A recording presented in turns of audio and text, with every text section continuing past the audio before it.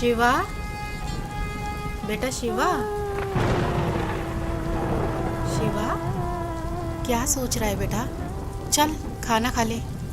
माँ, पापा शराब पीना कब छोड़ेंगे? तू टेंशन क्यों लेता है बेटा, मैं हूं ना। लगता है मुझे पढ़ाई छोड़नी पड़ेगी। क्यों, क्या हुआ? हुआ क्या माँ, स्कूल की फीस कभी टाइम पर पहुँचती नहीं। इस बात के लिए मुझे टीचर की भी सुननी पड़ती है। मेरे सारे दोस्त ऐसे देखते हैं जैसे मैं एक भिखारी हूँ। शराब हमारे पापा पीते हैं और लोग हमें बुरी नज़र से देखते हैं। हमारी कहीं कोई इज्जत नहीं है माँ। ऐसे क्यों कहता है पगले? पापा को समझाएंगे, तू चिंता मत कर। माँ, आज मैम ने बोला है 2 दिन के अंदर अगर मेरी फीस जमा नहीं हुई ना तो मैम ना क्लास में बैठने देंगी और ना एग्ज़ाम में। आप मेरी फीस जमा करवा दो ना। हाँ हाँ मेरी बच्ची, सब हो जाएगा। कल करती हूँ कहीं से पैसे का इंतजाम। माँ, आपको तो बुखार है।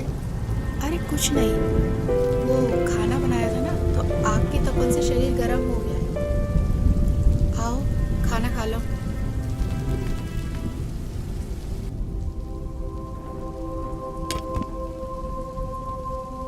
और हाँ, पढ़ाई छोड़ने के बारे में सोचना ही मत, समझे? वरना जिंदगी नर्क से बदतर हो जाएगी। करती हूँ तेरे पापा से बात। देख रहा है ना मुझे? अगर उस जमाने पे पढ़ाई पे ध्यान दिया होता तो आज तेरे पापा के साथ रहने के बजाय अलग कमा के खा रहे होते।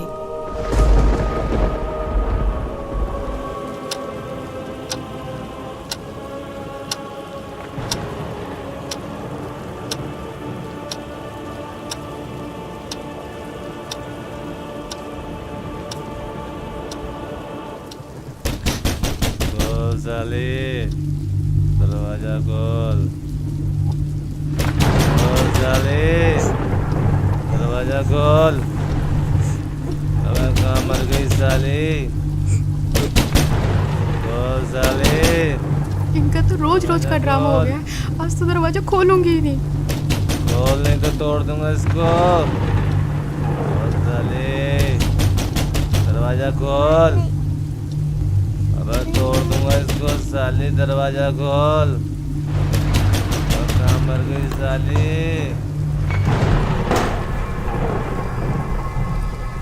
तू करती क्या रहती है साली? इतनी देर लगती है दरवाजा खोलने में? बोल हरामजादी, क्या कर रही थी? देखो मेरी बात सुनो, आप रोज रोज पी कर आते हो, बच्चे भी डर जाते हैं। तू मुझे समझाएगी? अब मुझे तुझसे सीखना पड़ेगा कि घर कब आते हैं और कैसे पीते हैं। तू मुझे समझाएगी साली? तू मुझे सिखाएगी साली? तू मुझे समझाएगी साली? तू मुझे समझाएगी? मुझे समझाएगी?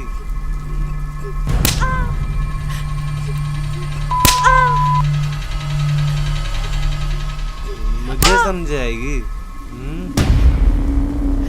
पापा मत मारो ना माँ को, पहले से बीमार है।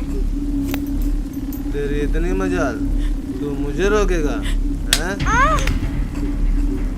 देख क्या रहा है?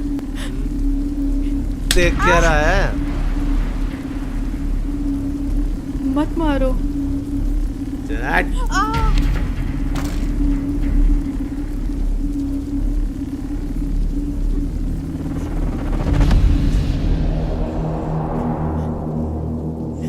तू मुझे मारेगा साले?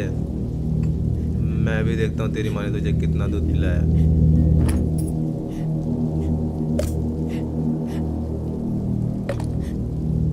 आजा मार, मार साले, मार।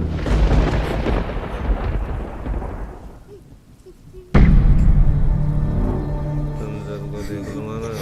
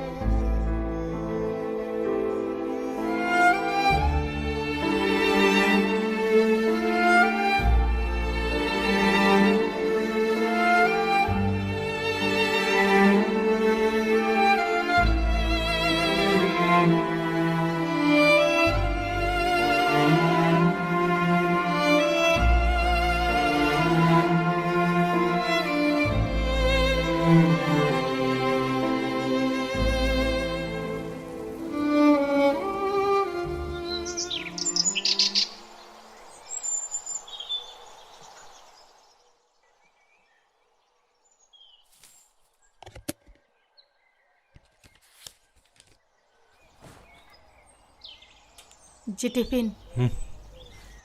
सुनो,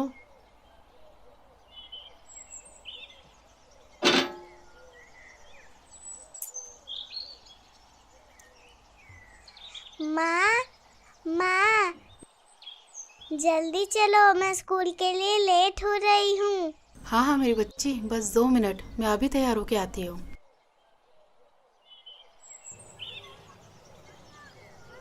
शिवा बेटा, तू आराम कर, मैं राधिका को स्कूल छोड़ के आती हूँ। ठीक है माँ।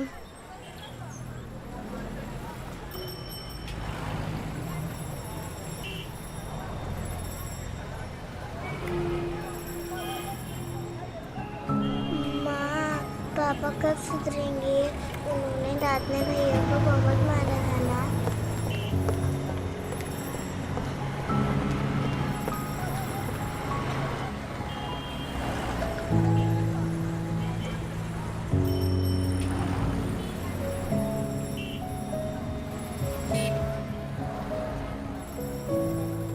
हे भगवान, कब तक इन बच्चों को दिलासा दूँ? मेरे होते हुए मेरे बच्चे नर्क जैसे जिंदगी जी रहे हैं। इससे अच्छा तो हम मर जाते, वो बेहतर होता। कम से कम रोज रोज की मार पिटाई और समाज में जलील होना तो बंद होगा।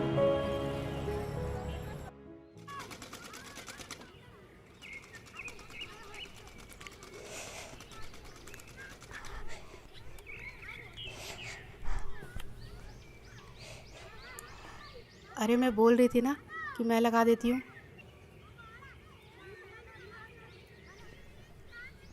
ला, मुझे दे। ठीक है।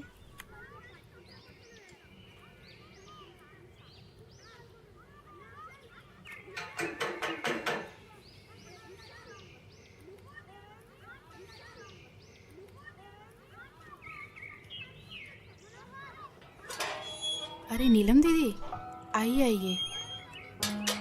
और पुष्पा बहन, ठीक हो आप? बस दीदी, कट ही रही है। अच्छा, सूट सिल दिया मेरा? बस दीदी, वो आप ही का सूट सिल रही थी। अरे शिवा बेटा स्कूल नहीं गए आज? आंटी अरे वो कुछ नहीं, इसकी तबीयत खराब थी ना, तो इसलिए आज इसकी छुट्टी करा दी। अच्छा अच्छा पुष्पा, कल भाई साहब फिर शराब पी के आए थे क्या? रात को अब सबके चिल्लाने की आवाजें हमारे घर तक जा रही थी। क्या करे दीदी, पिछले जन्मों में कुछ पाप किए हुए हैं तो वो इस जन्म में भोगने ही पड़ेंगे। नहीं पुष्पा बहन, ऐसा नहीं है।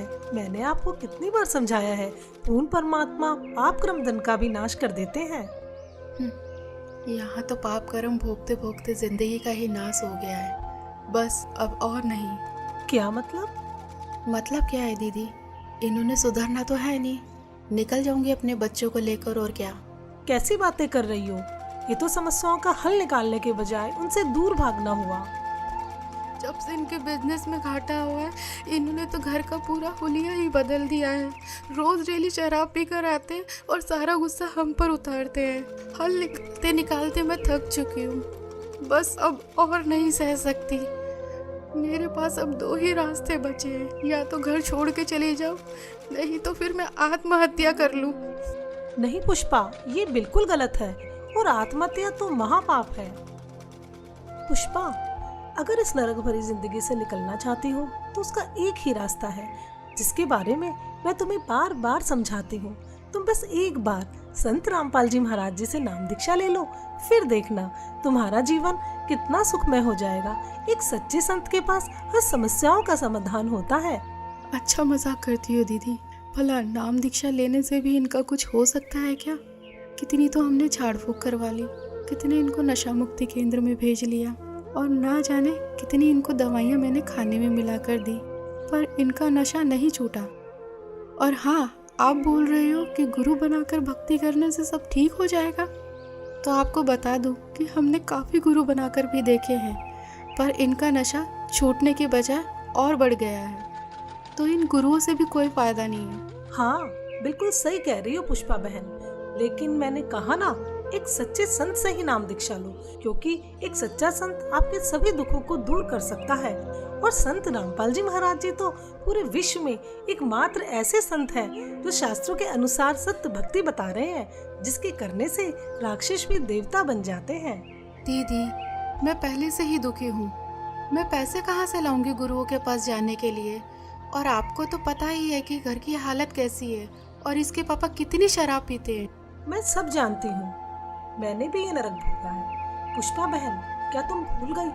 जब मेरे पति शराब पीते थे, वो घर के अंदर होते थे, मैं बच्चों को लेके बाहर रात गुजारती थी। जो भी हाथ में आता था वो सब कुछ बेच देते थे।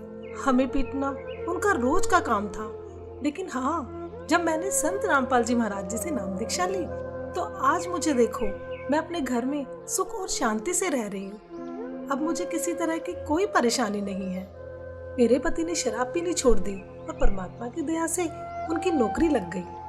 और हाँ, पैसों की चिंता मत करो, संत रामपाल जी महाराज जी के आश्रम में किसी तरह का कोई पैसा नहीं लगता। अच्छा। हाँ बिल्कुल। हाँ दीदी, सही कह रहे हो। आपकी पहले क्या हालत थी ये तो मैं अच्छे से जानती हूँ। तो फिर जब संत रामपाल जी महाराज जी से नाम दीक्षा लेने के बाद मेरे पति का नशा छूट सकता है, तो भाई साहब का नशा भी गारंटी से छूटेगा। पता नहीं दीदी, वो दिन कब आएगा। मेरी बात मानो, कल मेरे साथ सत्संग में चलो, वहाँ से नाम दीक्षा ले लो। फिर देखना, आपके पति की नशा करने की आदत भी छूट जाएगी और आपके घर की आर्थिक स्थिति भी ठीक हो जाएगी। जी ठीक है दीदी, कल संत रामपाल जी महाराज के सत्संग में भी चल के देख लेती हूँ। जहाँ इतना सब कुछ कर लिया तो इतना और सही। जी ठीक है जी। अगले दिन पुष्पा नीलम के साथ सत्संग में तो चली जाती है, लेकिन उसको नहीं मालूम था कि इस बारे में रमेश को भी पता चल जाएगा।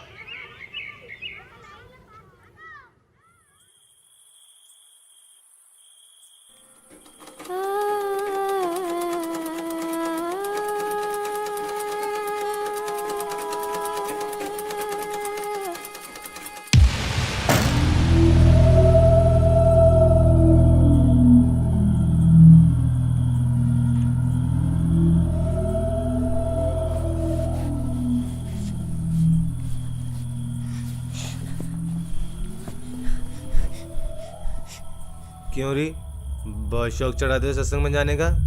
मुझसे पूछे बगैर तेरी हिम्मत कैसे हुई घर से बाहर जाने की? हैं? कोई और जगह नहीं मिली पूरी दुनिया में? सत्संग में जाती है साली, सत्संग के बहाने कहाँ जाती है? आप जैसा शराबी कबाबी कभी नहीं समझ सकता सत्संग की कीमत को। दूर रहो मुझसे। अपना जीवन तो बर्बाद कर रखा है और हम भक्ति करें ये भी नहीं देखा जाता आपसे। मुझे पता है क्या होता है तेरे सत्संग में। बकवास करने जाती है तू वहाँ। बस यही दिन देखने को रह गए थे, नाक कटा के रख दी तूने मेरी। और खबरदार, आज के बाद सत्संग का नाम भी लिया तो यहाँ चल खाना लगा।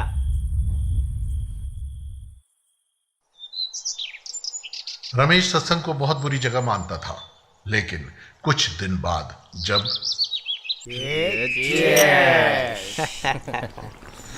हाँ यार, छोड़ ना, क्या क्या। अबे कौन है साला? अरे दिनेश। अरे पूछ आ जाएगा कि नहीं? अरे दिनेश। हाँ सुमित। अरे क्या हाल है मेरे भाई? आज आए क्यों नहीं यार? अरे कुछ नहीं, वो बस ऐसे ही। अरे यार तेरे बगैर तो पार्टी में मजा ही नहीं आता यार। हाँ ठीक है, ये बता रमेश है वहाँ? कौन? रमेश? हाँ है ना, ये ले बात। हाँ दिनेश भाई, कैसा है मेरे यार? बढ़िया भाई। आ जाया नहीं तू यार? अरे अरे दारू के पैसे हम दे देते भाई। अरे वो सब छोड़, तू ये बता कि तुझे पता है कि भाभी कहाँ जा रही है? क्या मतलब? मैंने अभी मिश्रा की वाइफ के साथ सत्संग में जाते हुए देखा है। इसकी और हाँ, तो आज तो तेरे दोनों बच्चे भी साथ हैं। इसकी तो अरे क्या हुआ छोड़ भाई? यार। क्या हुआ? अरे कुछ नहीं यार, तुम्हारी भाभी आज फिर सत्संग में जा रही है। अरे समझाने उसे, बिगड़ जाएगी वो।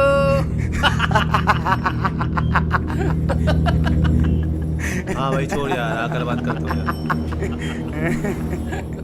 अपने दोस्तों के सामने हुई इस बेइज्जती को रमेश सहन नहीं कर सका और गुस्से में आग बबूला होकर वहां से निकल गया।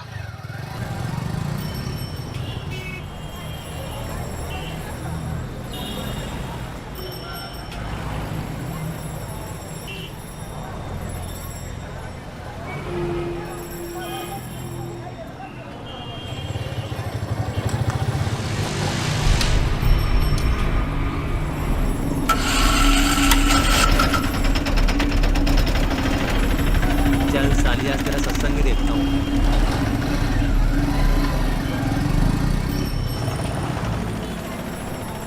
पुष्पा, बहुत अच्छा किया, इन बच्चों को भी ले आए। इन बच्चों को बचपन से ही परमात्मा की सही भक्ति का ज्ञान हो जाएगा। हाँ, आज छुट्टी थी ना इनकी, और इनके पापा भी सुबह सुबह कहीं अपने दोस्तों के साथ निकल गए, तो सोचा इन बच्चों को भी साथ ले चलो। बहुत अच्छा किया।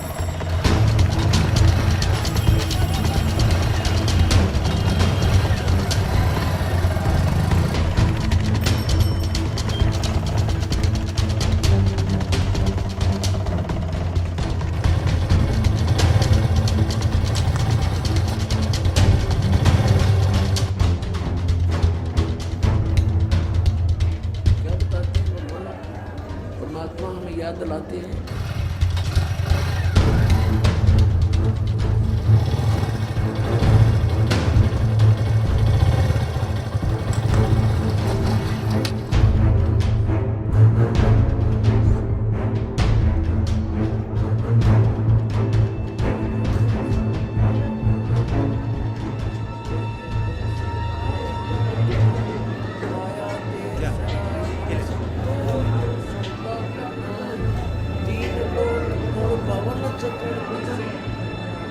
तीन लोक और पवन चतुर्दश सब जग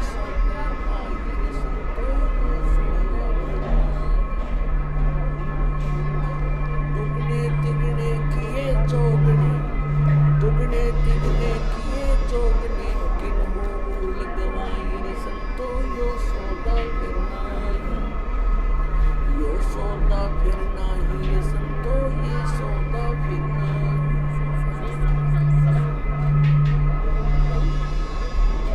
फिर क्या बताते हैं? यो दम टूटे पिंडा। सच है भगत जी, इधर नहीं जाना आपको। क्यों? क्योंकि ये बहनों का पंडाल है, आप उधर बैठ के भाइयों वाले पंडाल में सत्संग सुन लीजिए। उस दरगाह में मार पड़ेगी, उस दरगाह में मार। आश्रम में सभी को सत्संग सुनते हुए देखकर रमेश भी उन्हीं के बीच शांति से बैठ जाता है। मदरा पीवे कड़वा पानी, 17 जन्म समान के जानी। ओए, एक बार शराब पीता है तो 17 जन्म कंटिन्यू कुत्ते की योनि में जाओगा वो, एक बार। और जिसने बोतल की बोतल खाली कर रखी है उसका तो पता नहीं 1000 जन्म हो गएगा, 2000 जन्म कुत्ते के। और कुत्ते का जन्म तो एक कब तेरा। अब तो अफलातून पी के घुटी ला के शराब की और टिट्टी पाक जाए, और पत्नी रोवा खड़ी खड़ी कि ये रोटी खा ले ना मरेगा। वह थाली लेकर जाएगी, रोटी खा लो, और वो मारेगा ठोकर, दूर आ जा। वो पड़ेगी सारा दूर जाके पड़ेगा भोजन। और फिर उस दुष्ट आत्मा के साथ क्या होगा? कुत्ता बन के क्या खाएगा? जब तो ठोकर मारा था थालियों के, कुत्ता बनेगा। और फिर भूख लगेगी, सारी रात भौंकेगा, गली में पड़ेगा गर्मी सर्दी में। सुबह उठते ही कहाँ जाता है कुत्ता? रसोई में। मैं कहा उसने भोजन की, ऐसे ऐसे कर कर सीधा जाएगा जैसे कोई टोकनी है कोई नहीं, कि भूख लग रही डट्टा जाना। अब वहाँ रसोई में अब कौन पढ़ दे उसको, मूर्ख को? कोई देख लेगा घर का सदस्य, पहले उसको करेगा तो, पर वो कानों पर घटाड़ा करे, भूख लग रही जोर की, सीधा ही चल पड़ता है वो।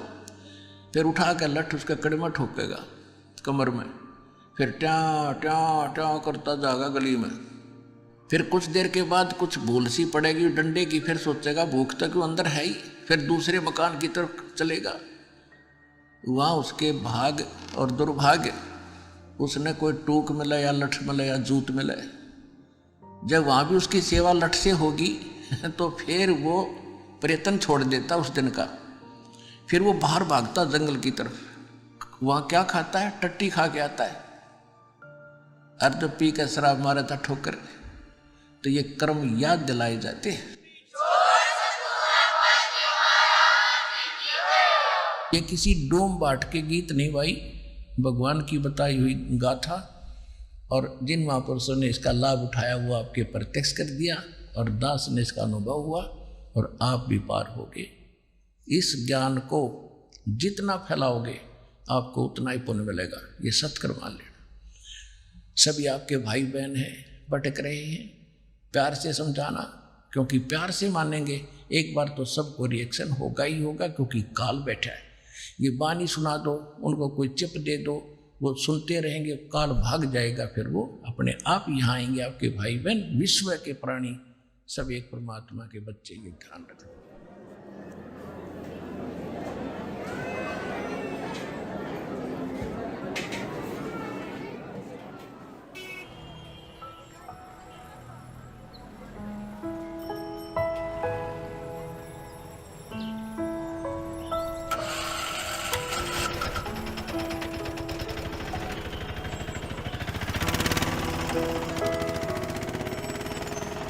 और राधिका बेटा, आपको सत्संग में जाना कैसा लगा? मुझे तो बहुत अच्छा लगा आंटी। और शिवा बेटा, आपको कैसा लगा? आंटी जी, सत्संग में जाना तो मुझे भी अच्छा लगा। अब डर है कि पापा पिटाई ना करे। बस दीदी, अब तो परमात्मा ही दया करेंगे।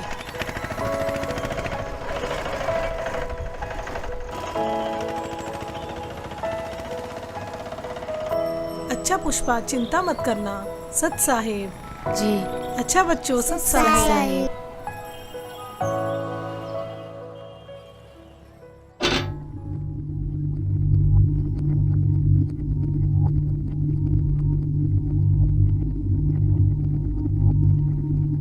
हाँ,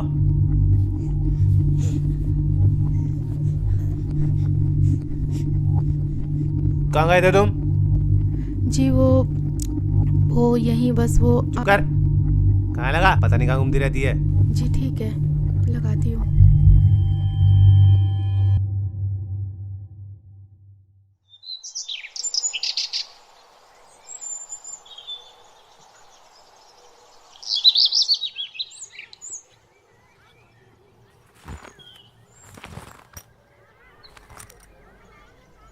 चलता हूँ।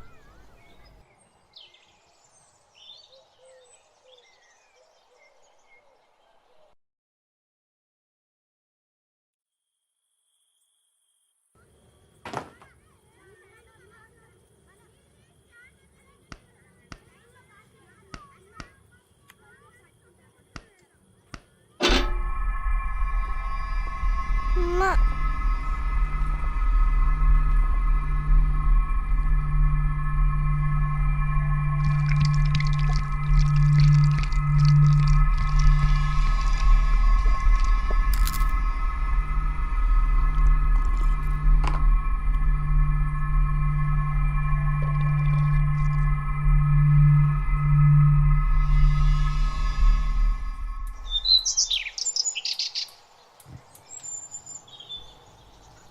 हाँ, टिफिन रेडी हुआ क्या? जी हाँ। क्या देख रही है? जी कुछ नहीं।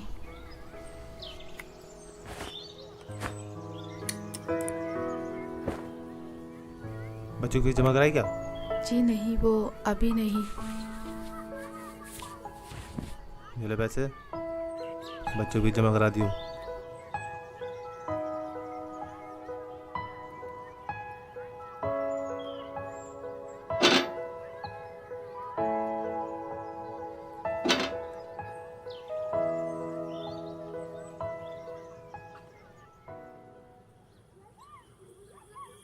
कुछ दिन से रमेश शाम को जल्दी घर आने लगता है, जिसे देख पुष्पा असमंजस में पड़ जाती है।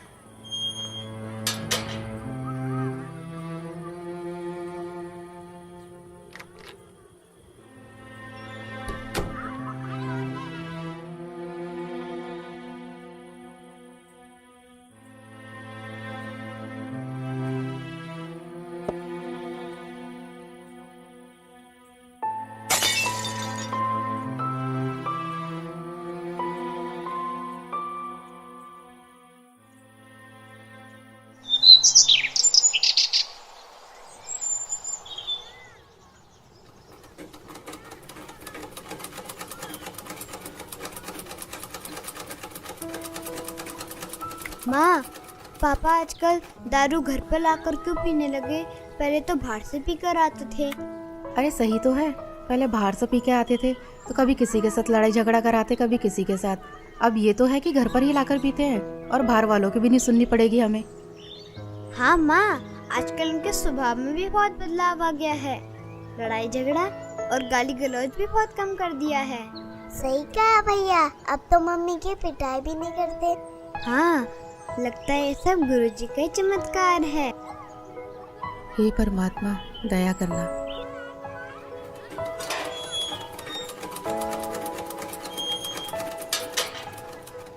अरे नीलम दीदी, आइए आइए। और पुष्पा कैसी हो?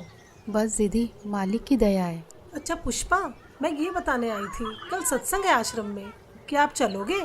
नहीं दीदी, कल तो इनके पापा की छुट्टी है तो नहीं हो पाएगा। कोई नहीं। हाँ, अगर पिछली बार की तरह इनका बाहर जाना हुआ तो चल पड़ेंगे। जी मालिक ही दया करेंगे। अच्छा बहन, चलती हूँ। सत साहेब। सत साहेब।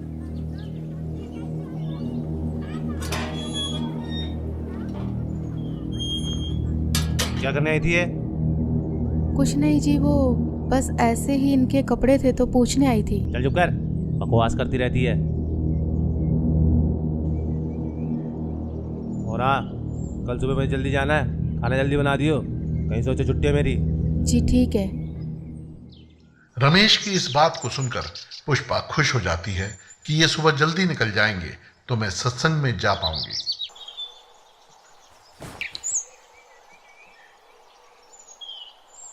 अच्छा ठीक है, मैं जा रहा हूँ। ठीक है जी।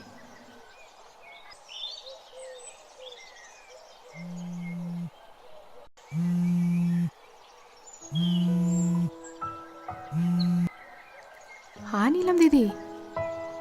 जी दीदी। हाँ दीदी, मैं 5 मिनट में तैयार होके आती हूँ। जी जी जी जी। माँ, हमें भी ले चलो ना सत्संग में। हाँ माँ, हाँ बहुत अच्छा लगता है। ठीक है मेरे बच्चों, तुम्हें भी लेके चलती हूँ, चलो।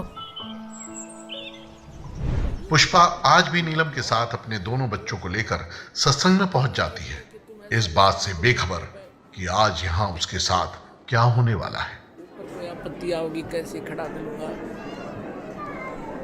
और क्या बताना चाहा था, जो परमात्मा 18 लाख व्यक्तियों को और 3 दिन तक भोजन भंडारे, लड्डू, जलेबी, कचौड़ी, पकौड़ी और दोहर और असरफी दे सकता है एक झोपड़ी में बैठा व्यक्ति, वो समर्थ कितना है। और आपको क्या नहीं दे सकता, पूरे विश्व को खिला सकता, वो पूरे असंख्य ब्रह्मांडों को 1 सेकंड में सब कुछ भर दे, हरा भरा कर दे इस पृथ्वी को, और आपका घर भर दे पूरा। अगर विश्वास करोगे तो ये सत्कर मान लेना, उस समर्थ का सहारा आपको है। हाँ हाँ दीदी, बहुत अच्छा लगा। और मैं तो सोच रही थी और हाँ दीदी, कल तो कमाल हो गया। मुझसे पूछ रहे थे कि बच्चों की फीस जमा करा दी, तो मैंने कहा नहीं, तो मेरे हाथ में पैसे रख के चले गए। अच्छा हाँ बहन, परमात्मा पर ऐसे ही विश्वास रखो, परमात्मा जो चाहे सो कर सकते हैं।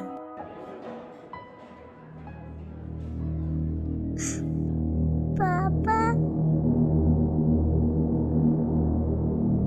पापा, माँ, हाँ बेटा। पापा। अरे पुष्पा जाओ। नहीं दीदी, मैं नहीं जा रही। जाओ जाओ। ठीक है, जाती हूँ।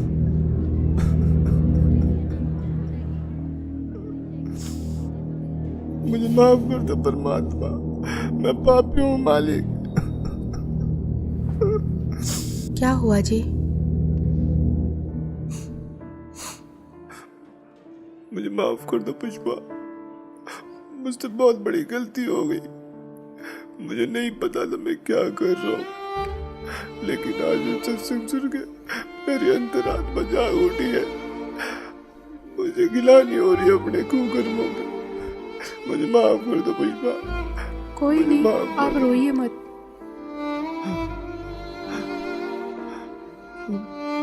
शिवा बेटा, मुझे माफ कर दे बेटा। मैं आज के बाद कभी भी तुम्हें शिकायत का मौका नहीं दूंगा। राधिका बेटी, तेरे पापा सुधर गए बेटा, मैं प्रॉमिस करता हूँ मैं शराब को कभी हाथ भी नहीं लगाऊंगा। मुझे माफ कर दो बच्चों। नीलम बहन जी, आपका बहुत बहुत शुक्रिया जो आपने मेरे पूरे परिवार को यहाँ का रास्ता दिखाया। कोई बात नहीं रमेश भैया, लेकिन एक बात बताओ, आपको ये ज्ञान कैसे समझ आया? पिछली बार जब आप पुष्पा और दोनों बच्चों को यहाँ पर लेकर आए थे ना, तब मैं यहाँ आया था। उस दिन मैं आप लोगों के पीछे पीछे यहाँ तक आया था, ये सोच के कि यहाँ कुछ गलत काम होते होंगे तो इन लोगों को रंगे हाथ पकड़ूंगा। लेकिन मैं गलत था, क्योंकि सत्संग में जो बातें बताई गई उसे सुनकर तो मेरा दिमाग ही घूम गया, जिसके बाद मैं किसी को बगैर बताए यहाँ से निकल गया और आश्रम से जीने की राह पुस्तक भी ले गया। बस इस ज्ञान को मैं अच्छे से समझना चाह रहा था कि आखिर सच्चाई क्या है। मैंने घर जाते बुक को पढ़ना शुरू किया और टीवी पर जो संत रामपाल जी महाराज जी का सत्संग आता है उसे सुनने लगा। मैं ये बिल्कुल भी नहीं चाहता था कि पुष्पा और दोनों बच्चों को ये पता चले कि मैं संत रामपाल जी महाराज जी का सत्संग सुनता हूँ। मानो एक रूटीन सा बन गया हो कि शाम को घर आकर दारू पीता था और सामने सत्संग भी चला लेता था। जीवन वो कोढ़ से दुख होता हो, कुष्ठ से, इतना कष्ट आपको माँ के गर्भ में उस पीरियड में हो जाता है। तो उस समय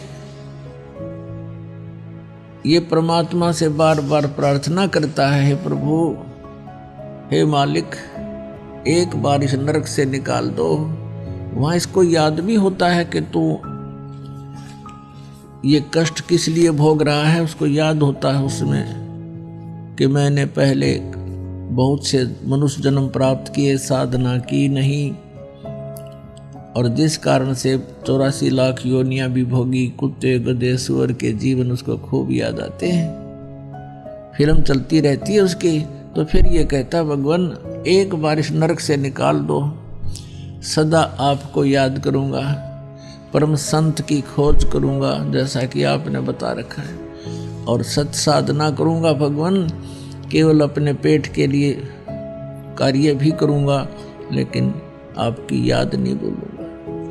अब परमात्मा कहते हैं बाहर आ जाता है प्राणी और आते ही सबसे पहले भगवान भूलता है, बाकी सारी बकवाद याद कर लेता है। शराब पीनी, मांस खानी, सिनेमा देखना और 36 फंड, बड़ी कोठी कार बनानी। तो कहते भगवान बोल कर सब कुछ याद कर लेता है ये। फिर परमात्मा ही याद दिलाने आते हैं उसको। सत्संग सुनते सुनते मुझे कुछ ज्ञान भी होने लगा और दारू से तो मुझे नफरत सी हो गई थी।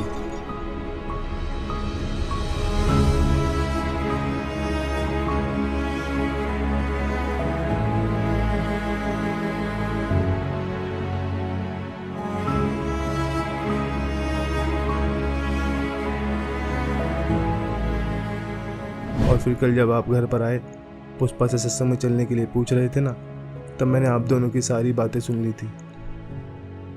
मैं बिल्कुल भी नहीं चाहता था कि पुष्पा और दोनों बच्चे मेरी वजह से सत्संग में ना जा पाए, इसलिए मैंने पुष्पा से झूठ बोला कि मुझे सुबह कहीं बाहर जाना है। फिर मेरे मन में भी आया कि क्यों ना मैं भी आज सत्संग में चलूं, तो आज मैं भी सत्संग में आ गया। संत रामपाल जी महाराज वाकई में पूर्ण संत हैं, जिन्होंने मेरे पूरे परिवार के साथ साथ मुझे भी यहाँ खींच लिया और मेरे अंदर के राक्षस को मारकर एक देवता बनने का रास्ता बताया। सुबह का भूला यदि शाम को घर आ जाए तो उसे भूला नहीं कहते। और अब आप संत रामपाल जी महाराज जी का ज्ञान समझ गए हो तो इससे बड़ी खुशी की बात और क्या होगी। जी, अब मुझे भी नाम दीक्षा दिला दीजिए, जिससे मेरे पाप कर्म कुछ हल्के हो सके। हाँ हाँ, क्यों नहीं भाई साहब, आइए। जी हाँ बच्चों, चलो। आज रमेश भी संत रामपाल जी महाराज जी से जुड़ जाता है और अगले ही दिन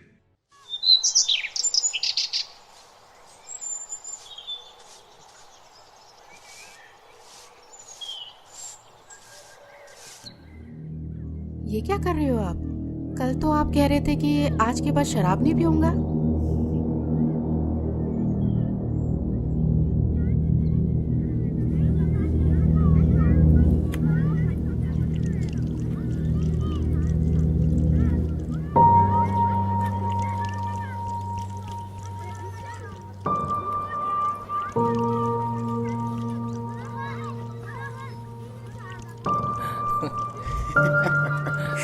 कल तो पुलिस वालों ने बहुत मारा यार।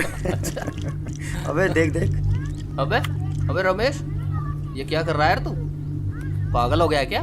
क्यों? अबे इतनी महंगी दारू तू नाली में गिरा रहा है।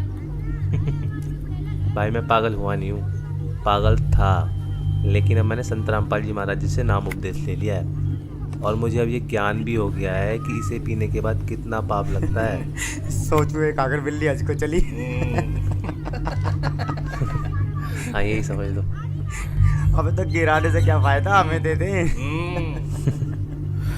भाई जब मुझे ज्ञान नहीं था ना तब तक मैंने तुम्हें खूब पिलाई, लेकिन अब मुझे ये भी पता चल गया है कि ये चीज़ मैं किसी को पीने के लिए भी दूंगा ना तो भी मैं पाप का भागी बनूंगा।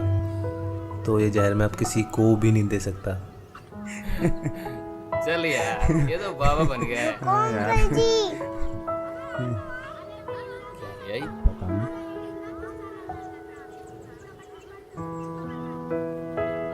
अरे ये क्या ले आई?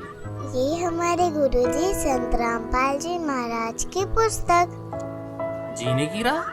हाँ अंकल जी, जीने की राह, जिसे पढ़ने के बाद लाखों लोगों ने भी नशा छोड़ा है। तो आप भी पढ़िए।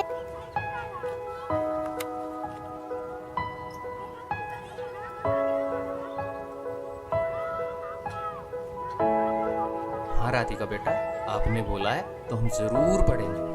अच्छा तो बोलो फिर। बंदी छोड़ सतगुरु रामपाल जी महाराज की जय हो।